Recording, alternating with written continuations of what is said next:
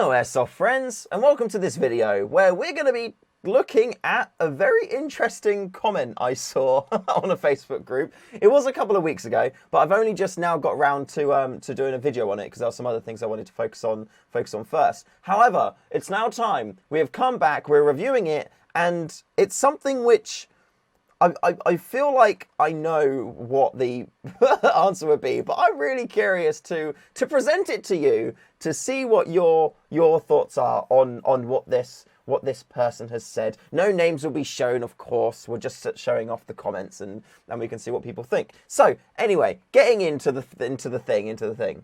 The G&G Armament SSG-1 AEG rifle has been something of an interesting introduction into the airsoft world. It has been designed specifically for Speedsoft. It's got a few very unique key features which benefit Speedsoft. It's an interesting rifle. I would love to use one just out of curiosity, but yeah, so let's just have a little look at it. So here we go. Boom. Here is the SSG-1 in all of its splendor.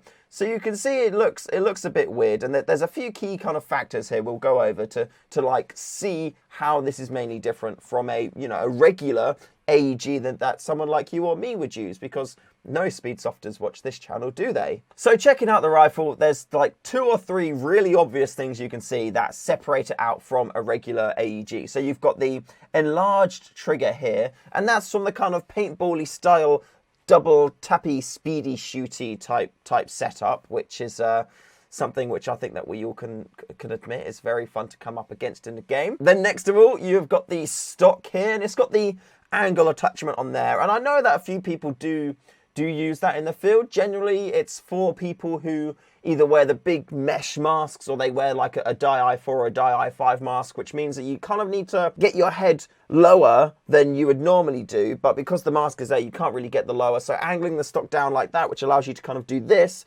is a big help. But it just looks a bit dumb and kind of takes away from the realistic vibe, I would say, of the rifle itself. And then finally, you have the coming away from the stocky bit, you've got the kind of outer barrel handcardy type area. And I think this is probably designed in this way because Speedsofters mainly hold like the front mag well when they're kind of running around doing their thing. Like they'll have their angle stock up like this, grab the mag well. They don't kind of use C grips like we would do with our M4s and whatnot, just because I guess it's faster, I don't know, and generally their range isn't that fast, so they don't need as much stabilization. If there are Speedsofters watching this now and I'm being incorrect, then please do let me know in the comments, because I would love to know. Please correct me. I'm always up for learning and educating myself, so yeah, please do let me know if what I've said has been kind of incorrect at all. So that is the G&G Armament SSG-1 AEG rifle. It's £269.99 on Patrol Base, so that means we can more than likely to get it cheaper somewhere else on the internet.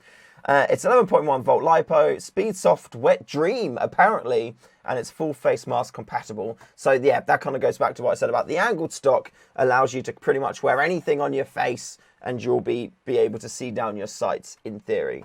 Approximately 335 FPS plus 10%, so you could be anywhere from 300 to 360. Hopefully you'd be pretty much on that sweet spot.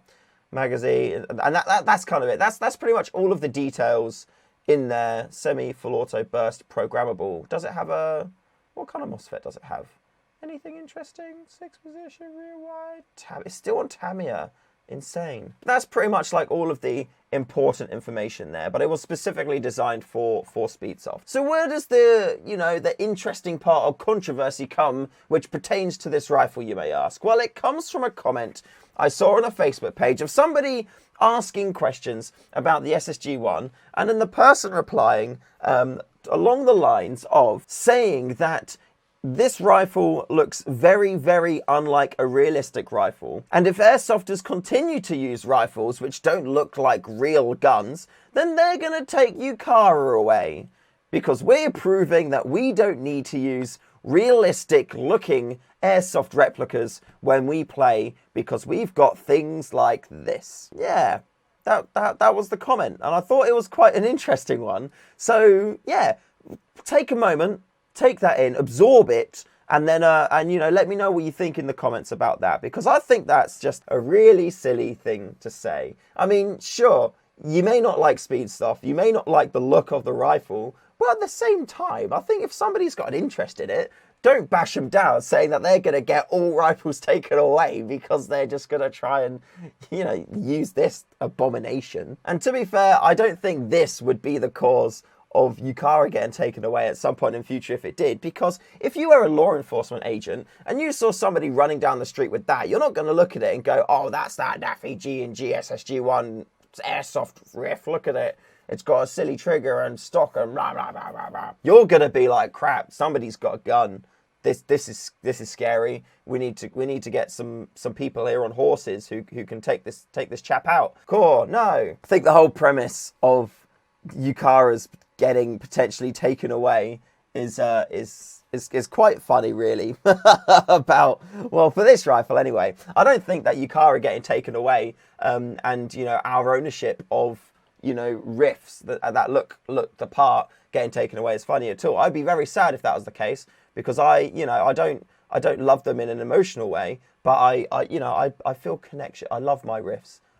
They're a part of me now, and I'd be very sad if that wasn't allowed to be anymore.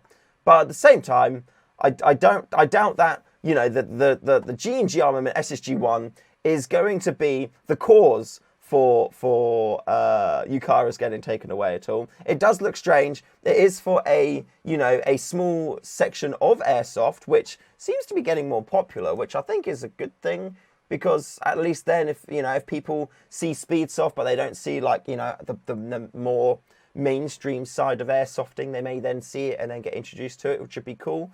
So yeah, I feel like it's all positive, generally speaking.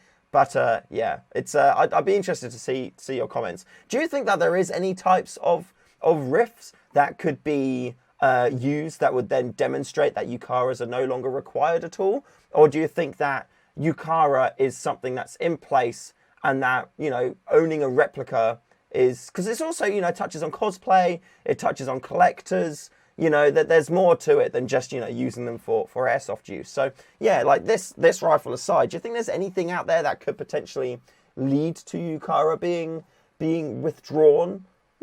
Interesting. Yeah, that's an interesting conversation. Let me know in the comments, and we'll have a little look and see what you say, and continue that conversation. But yeah, thank you very much for watching. It's been a pleasure having you here, and yeah, I'd be curious to hear what your thoughts are on that topic. Thank you very much for watching. I love the fact that you've spent some time here with me today. That being said, I want to say a huge thank you to all of my lovely Patreons out there. You are wonderful. Thank you so much for supporting the channel month on month. I really do genuinely appreciate it. You're all lovely people. Also, in the description below, you'll see there's links to like Amazon stuff. There are affiliate links, so if you buy stuff on those links, then you support the channel, which is great. And also, we now have Patreon, and we're doing a big old giveaway. To join that tier, it's only £12. That's it for me today, so thank you again for watching. Remember to call your hits, you know, you, I can see you there.